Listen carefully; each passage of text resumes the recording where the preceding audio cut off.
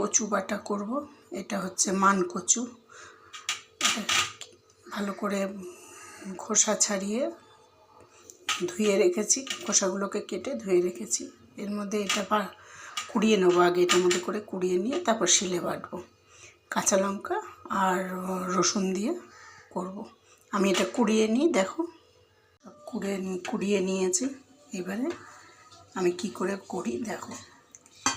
এটা এমনিও বাটা যায়, আবার এটাকে এরকম করে দুধ, এই যে এর যে রসটা দুধের মতন বেরোচ্ছে, এটাকে ফেলে দিয়ে তারপরে বাটবো।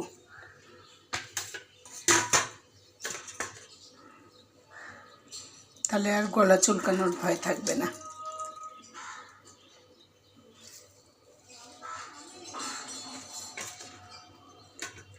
এটা মিক্সিতেও করে নেওয়া যায়, শিলে বাটলে বেশি ভালো হয় খেতে।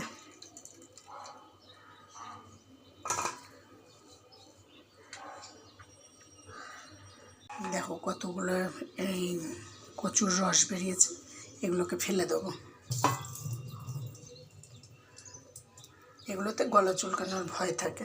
আর আমি এটা বেটে নিচ্ছি, এগুলো সমস্ত দিয়ে বেটে নেব। বেটে নিয়ে আসছি।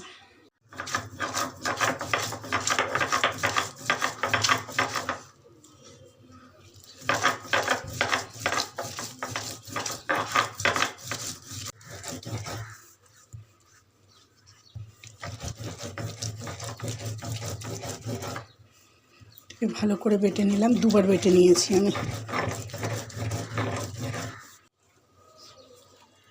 দেখো একদম মিহি করে বেটে নিয়েছি, দুবার বাটলেই হয়ে যাবে। করানোর পরে এটার মধ্যে তুলে নেব।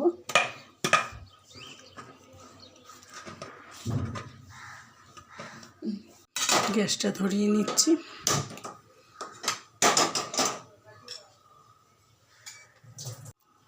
সর্ষের তেলে করব, আমি সর্ষের তেল দিয়ে নিচ্ছি।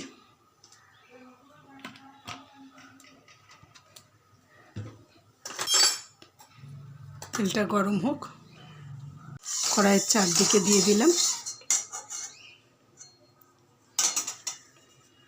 এবার আমি এর মধ্যে দেবো অল্প করে কালো জিরা।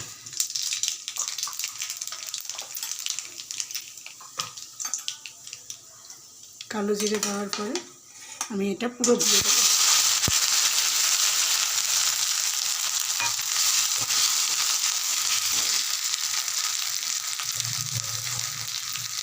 এবার সামান্য হলুদ দেবো,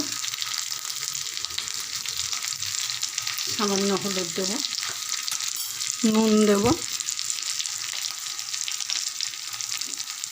পরিমাণ মতো নুন দিলাম। আর কিছু কাজ নেই, এর মধ্যে একটু মিষ্টিও দিয়ে দেবো এখনই।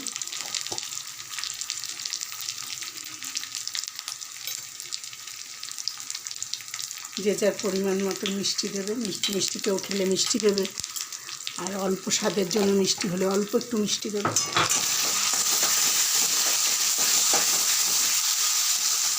এটাকে ভাজা ভাজা করবো।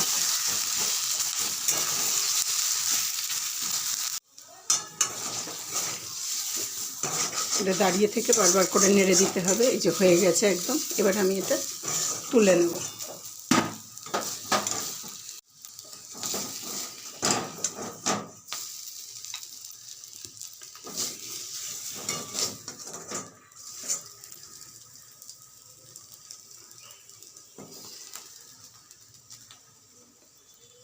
কেমন হয়েছে এটা?